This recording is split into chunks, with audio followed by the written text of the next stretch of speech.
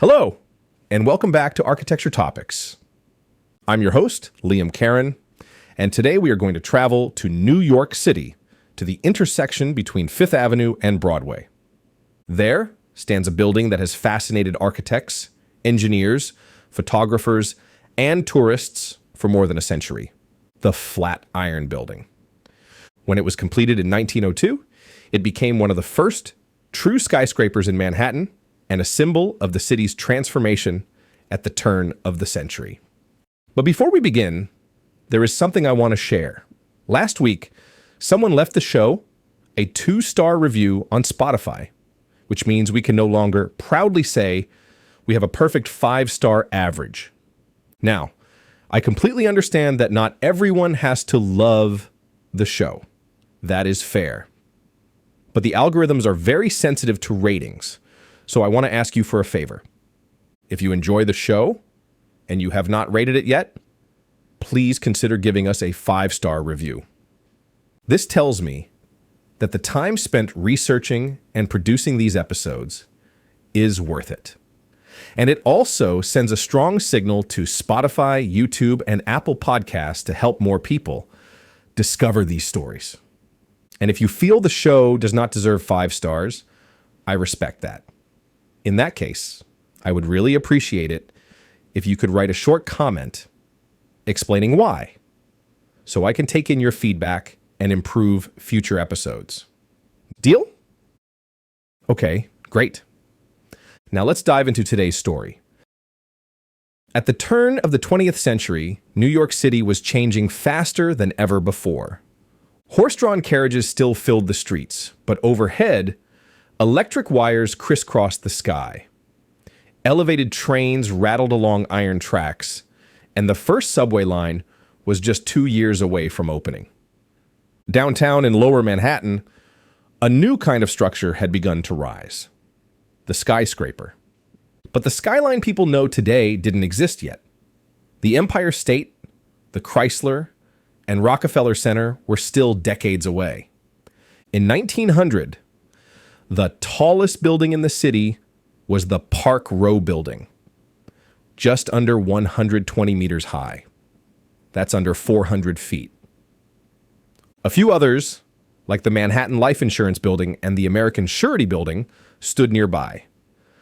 Heavy-looking, their thick stone facades still echoed the age of load-bearing walls, even though steel now carried the weight within. Midtown, though, where the Flatiron would rise, was an entirely different world. It was still a neighborhood of brownstones, small shops, and horse stables. Most buildings along Fifth Avenue were only a few stories tall, so the idea of a steel-framed tower standing there, right at the meeting point of Broadway and Fifth, must have felt almost absurd. Yet, the city was restless. Immigration, industry, and finance were fueling explosive growth. And with every new invention, such as elevators, electricity, or the telephone, New York was learning how to build upward. That energy caught the attention of the Fuller Company, founded by the Chicago builder George Fuller, one of the pioneers of modern contracting and steel frame construction. When Fuller's company decided to expand to New York, they wanted more than just an office. They wanted something that would announce their arrival in the capital of American commerce. And so they purchased a small triangular plot of land at the intersection of Fifth Avenue and Broadway, an anomaly in the rational, almost abstract grid that gives Manhattan its order. Most developers would have seen it as an awkward site. But for Fuller's company, it was the perfect opportunity to build something different and unforgettable. To design the new building, the Fuller Company turned to architect Daniel Burnham. By then, Burnham was already one of the most respected architects in America. He had led the team behind Chicago's 1893 World's Columbian Exposition, a project that defined the ideals of Beaux Arts architecture and the City Beautiful movement. Burnham's relationship with George Fuller also went back years. They had already collaborated indirectly on projects like the Monadnock Building, one of Chicago's early high-rises. It was there that both men witnessed the dawn of the steel frame revolution. So when Fuller's company needed a bold presence in New York, Burnham was the natural choice. Fuller himself passed away in late 1900, just months before work began.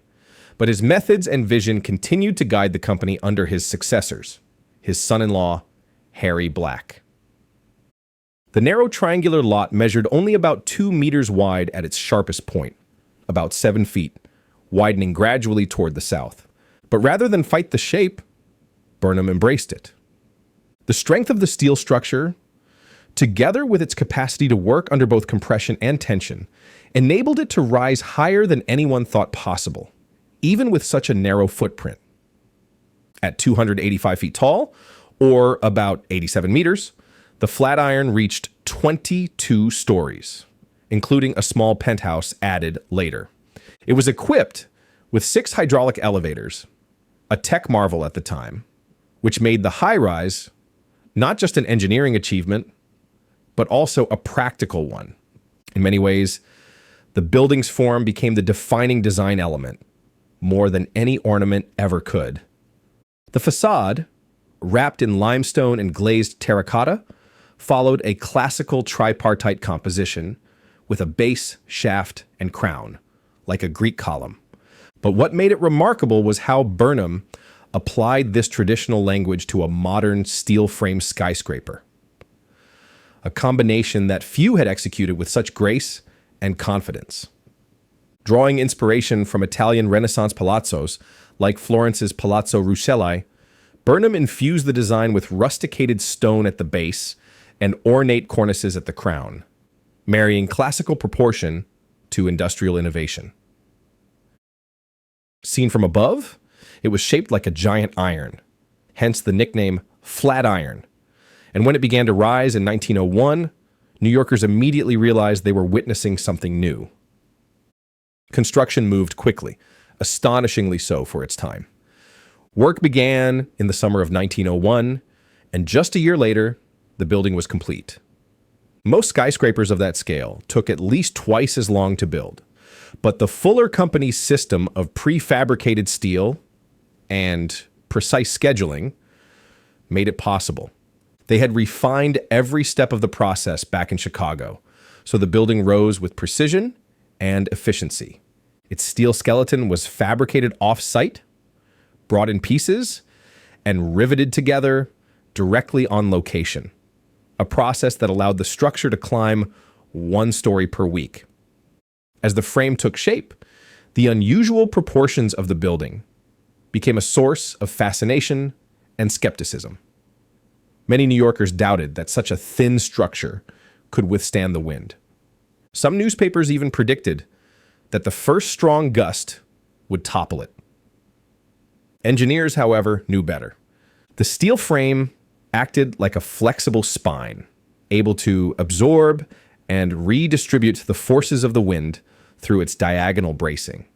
And beneath it all, a deep foundation of concrete piers anchored the building firmly into Manhattan's bedrock.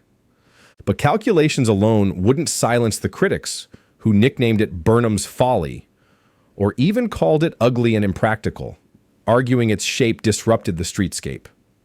But as it rose, admiration grew, and after withstanding a few windstorms, the skeptics were reassured that the building was indeed firm and strong. And yet, ironically, wind would still become part of the Flatiron's legend, just not in the way people expected. The building's sharp angle created strong air currents at street level, especially where Fifth Avenue and Broadway converged. And in the early 1900s, this gave rise to a curious local expression, 23 skidoo.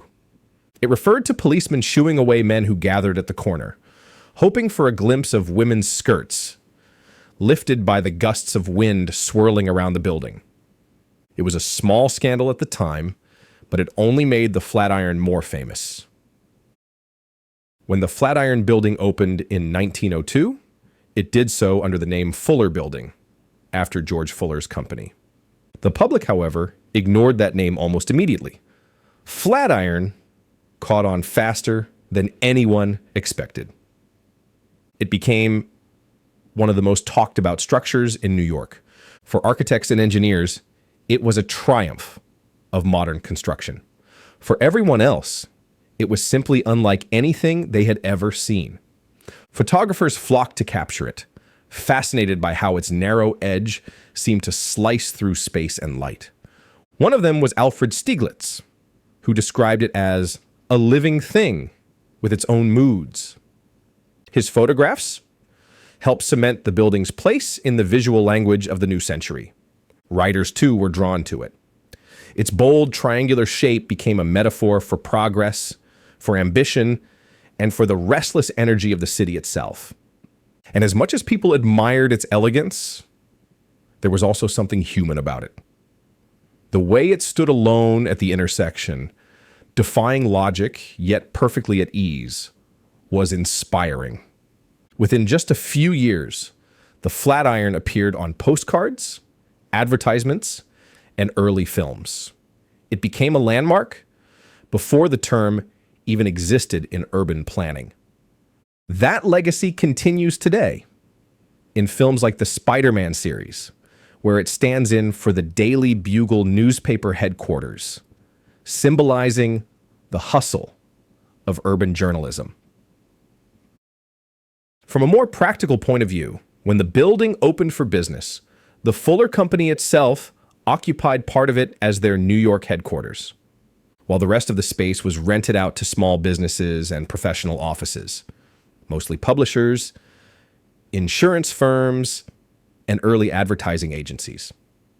These were not the massive corporate tenants that would later fill Manhattan's skyscrapers, but rather independent professionals who wanted the prestige of a modern high-rise at a central location.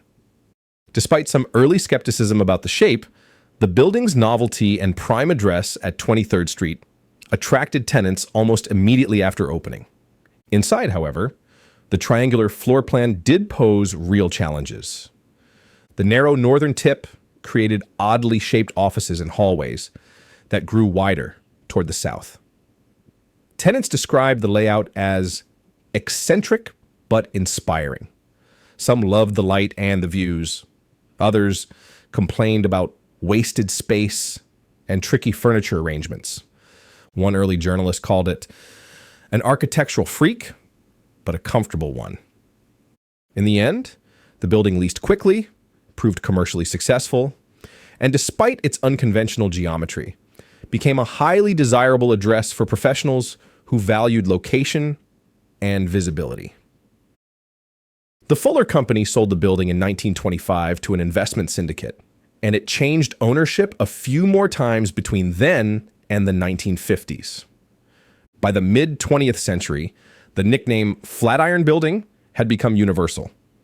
Though it was still officially known as the Fuller Building in some records, the public name had long since taken over.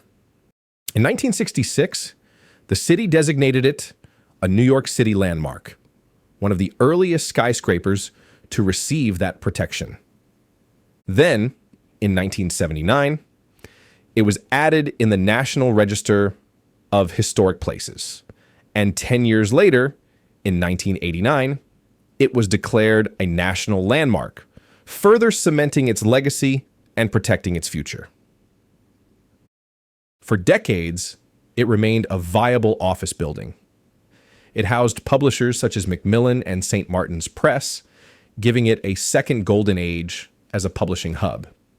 But when these tenants moved out in 2019, the building was emptied for the first major renovation in its history. Then came years of ownership disputes. The 5 co-owners disagreed on financing and direction, leaving the Flatiron vacant. Eventually, in 2023, after a series of public auctions, new ownership took control and announced plans to convert it from offices into luxury condominiums, with completion expected around 2026 or 2027. And so, the Flatiron enters a new phase of its life. What was once a bold steel frame experiment meant to serve some of the city's most visionary companies is now being reshaped into private homes. A transformation that says as much about today's New York as the original building did about the city of 1902. When it was built, the Flatiron embodied optimism and progress. It stood for the promise of the modern city, where technology and ambition could overcome any constraint. Today, its story feels more complex. A landmark preserved, yet changing hands again. Once a workplace for hundreds, soon a home for a few. But maybe that's part of its enduring power, the way it keeps reflecting the values and contradictions of its time. More than a century after its completion, the Flatiron still commands attention. It doesn't dominate the skyline anymore, yet few buildings capture the spirit of New York quite like it. Elegant, defiant, and instantly recognizable. It remains a reminder that architecture isn't just about form or function, but about identity. Proof that in architecture, as in life, even the most awkward constraints can give rise to something extraordinary. And that, dear listener, is all for today. I hope you enjoyed this episode and that the story of the Flatiron Building gave you a new way to see one of New York's most familiar silhouettes. If you're enjoying architecture topics, please follow the show, leave a review, or share it with a friend. It really helps new listeners discover these stories, and it keeps the podcast growing. Thanks for listening, and as always, I'll see you next week with another story. Until then, keep looking up.